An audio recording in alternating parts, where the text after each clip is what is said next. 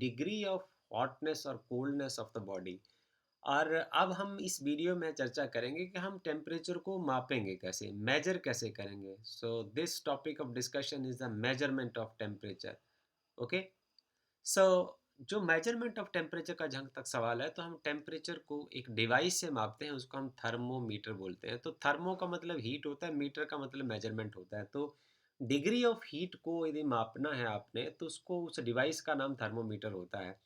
अब हमने एक करेक्टरिस्टिक पढ़ा है कि जब आपके पास कोई भी मटेरियल होगा, आप उसका टेम्परेचर इंक्रीज करेंगे तो उसकी शेप चेंज होती है। कारण, क्योंकि उसके बीच का जो एटम के बीच का डिस्टेंस होता है, इंटर अटोमिक डिस्टेंस जो है वो बदल जाता है, वो चेंज हो जाता है। यदि आप टेम्परेचर घटाएंगे तब भी इंटर अटोमिक डिस्टेंस चेंज होगा, और यदि आप टेम्परेचर इंक्रीज करेंगे तो इंटर अटोमिक डिस्टेंस बढ़ जाएगा। इसकी वजह से क्या होता है, उसका वॉल्यूम, उसका स्ट्रक्चर जो है वो चेंज हो जाता है। अब हम क्या करते हैं कि जैसे हमने एक थर्मोमीटर बनाना है, ये रहा थर्मोमीटर, जिसको आप मोस्ट ऑफन इस्तेमाल करते हैं और आप इसके बारे में जानते भी हैं। तो जो इसके बीच में ये आप ब्लू जैसा जो लाइन इसके बीच में देख रहे हैं, I mean I am talking about this line. तो इसमें जो आप एक लिक्विड डालते हैं, उस लिक्विड के कुछ स्पेशल करेक्टरिस्टिक्स होते हैं, और वो करेक्टरिस्टिक्स ये होते हैं, जो हम इसमें लिक्विड इस्तेमाल करते हैं, उसका करेक्टरिस्टिक ये होता है कि उसका जो वॉल्यूम है, it varies linearly with temperature. जो ये लिक्विड टेम्परेचर, जो जो जो लिक्विड को हम ग्लास थर्मोमीटर में हम डालते हैं, तो उसमें असेंशियल करेक्टरिस्टिक क्या रहेगा कि the volume of that liquid must very linearly with temperature. वो लीनियरली वेरी करे, एक ऑर्डर में वेरी करे। जिस ऑर्डर में आप टेम्परेचर को इंक्रीज करें, उसी ऑर्डर में यदि वॉल्यूम इंक्रीज करेगा, तो ऐसे लिक्विड को हम थर्मोमीटर में इस्तेमाल करते हैं। अगला सवाल ये है कि हमें अब इस थर्मोमीटर को कैलिब्रेट करना होगा कि उसका जो कहाँ से उसकी जो रीडिंग स्टार्ट होगी और किस एंड तक वो जाएगी। समस्या ये आती है कि हम कहाँ से शुरू करें और कहाँ तक करें। हमारे पास कोई एक फंडामेंटल तरीका तो है नहीं, कोई एक स्टैंडर्ड तरीका तो है नहीं कि हम लोअर पॉइंट को इतना रखें, अपर पॉइंट को कितना रखें। तो इस समस्या का एक एक एक एक फिक्स रेफरेंस चूज करने के लिए हम क्या करते हैं, जो लोअर पॉइंट होता है उसको हम बोलते हैं लोअर फिक्स पॉइंट, और जो अपर पॉइंट होता है उसको हम बोलते हैं अपर फिक्स्ड पॉइंट। तो इसके लिए हम एक स्टैंडर्ड मटेरियल का इस्तेमाल करते हैं, वाटर, पानी का। पानी एक ऐसा करेक्टरिस्टिक है कि वो 0 डिग्री एक फिक्स टेम्परेचर के ऊपर, पहले तो हम ये कहें कि एक फिक्स टेम्परेचर के ऊपर जाकर वो फ्रीज हो जाता है, बर्फ बन जाता है।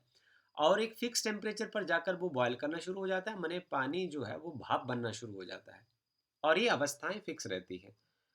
अब हम अलग अलग स्केल ऑफ टेम्परेचर इस्तेमाल करते हैं। जब वाटर फ्रीज होता है उसको हम बोलते हैं आइस पॉइंट।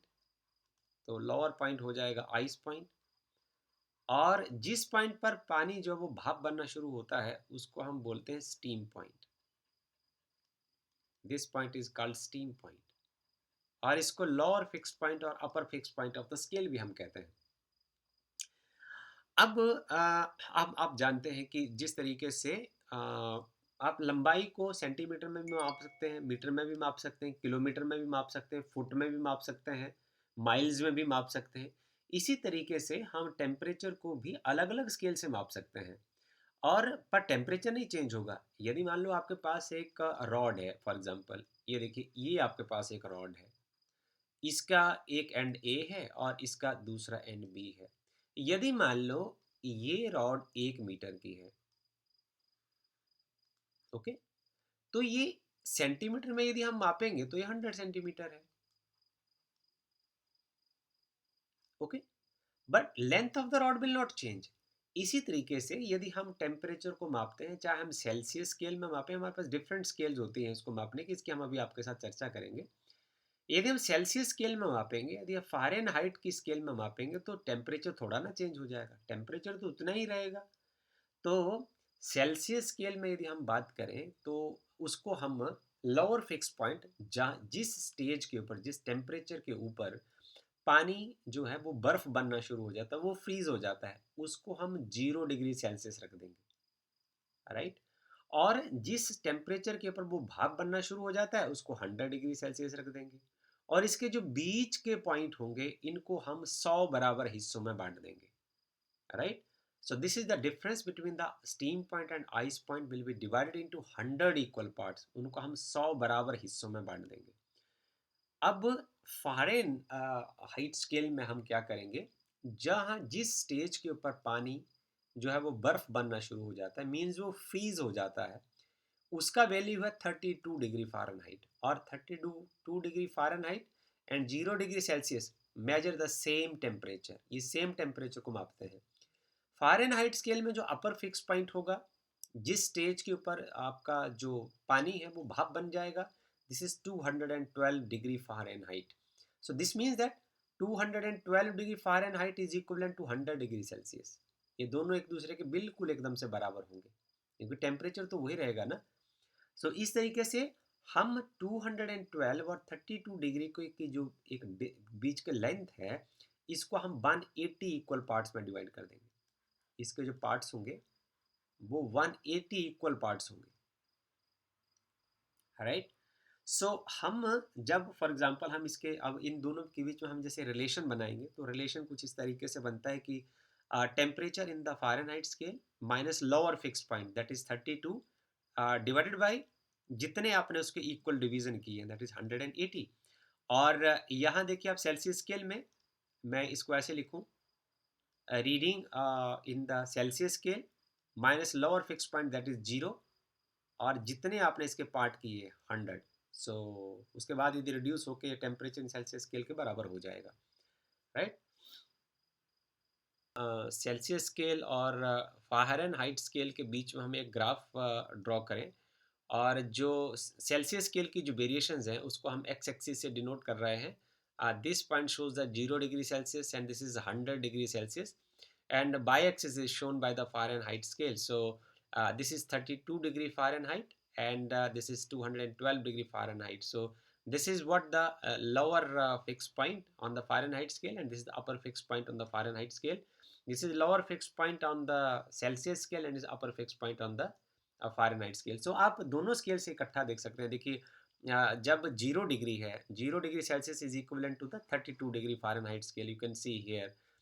ये एनसीईआरटी में इसको बड़े अच्छे तरीके से बताया है, तो मैं इन दोनों को इकट्ठा आपको बताना चाहता हूँ. This is 0 degree Celsius is equal to 32 degree Fahrenheit scale. When temperature on the Celsius scale is 0 degree, then you can see the Fahrenheit scale it is at 32.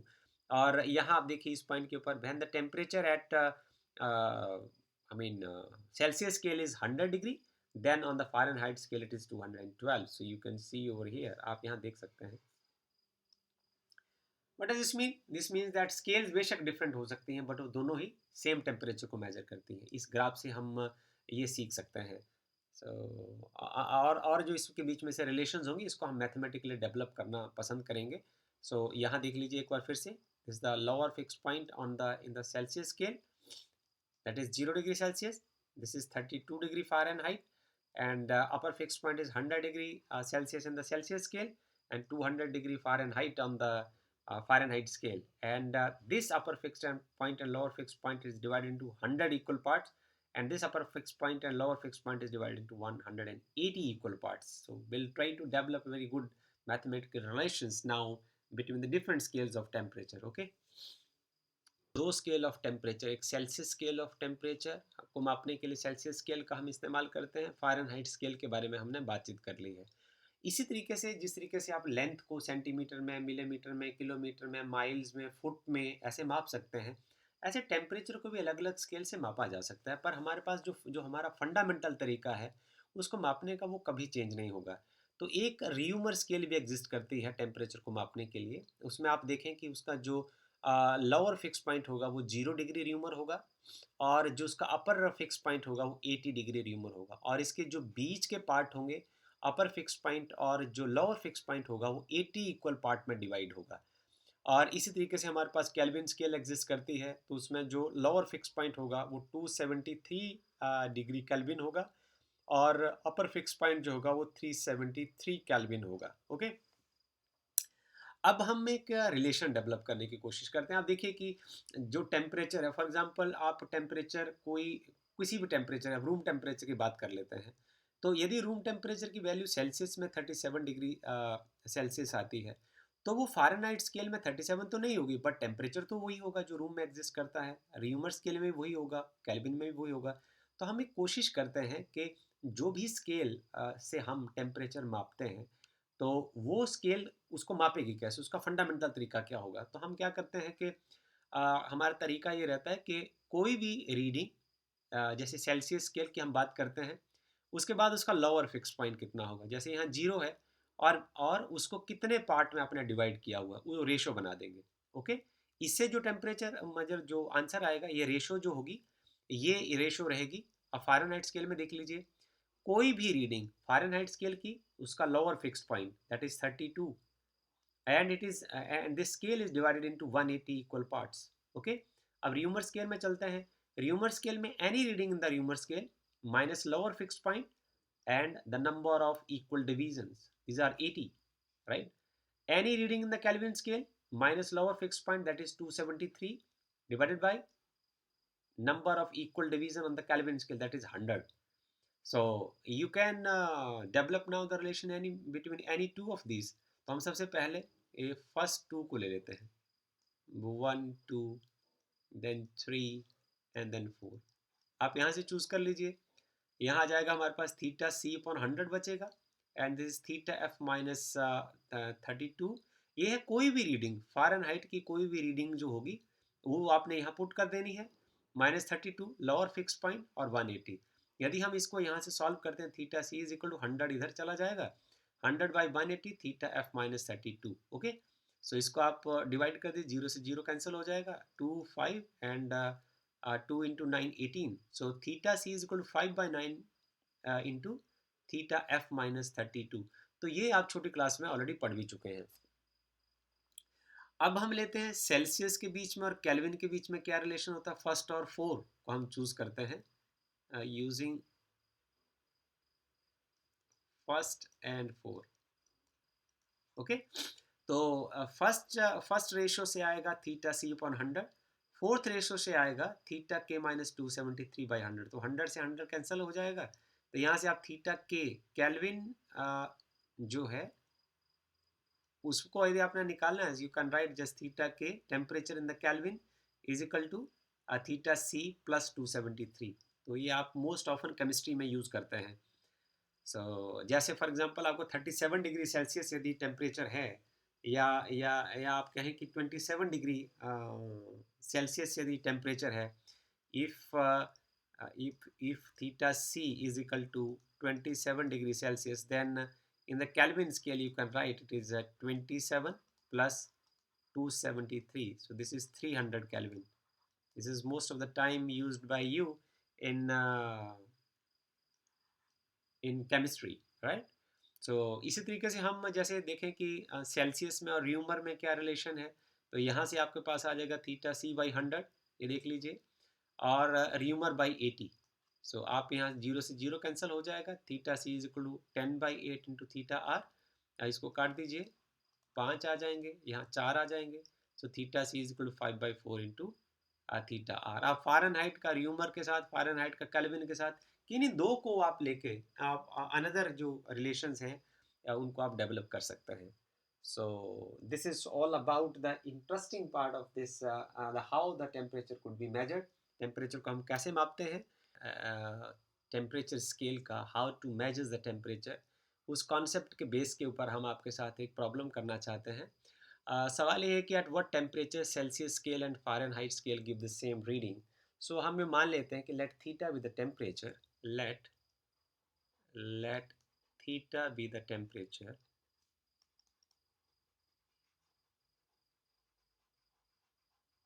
at which Celsius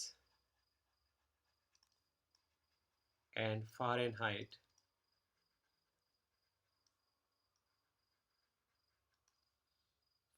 scale give same reading.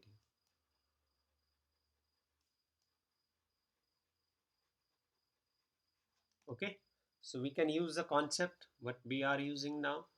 This is a Celsius scale divided by 100, and this is F minus 32 divided by, this is 180.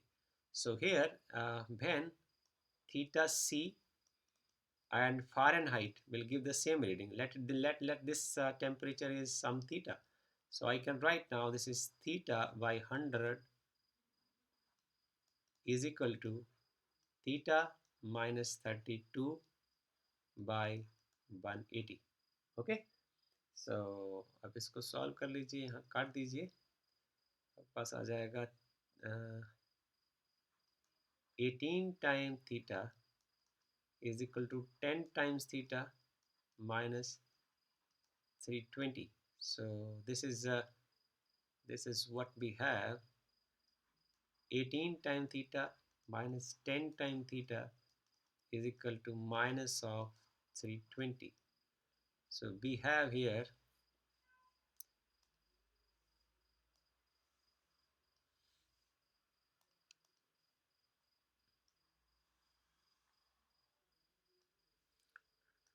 we have here 8 theta is equal to minus 320 and theta is equal to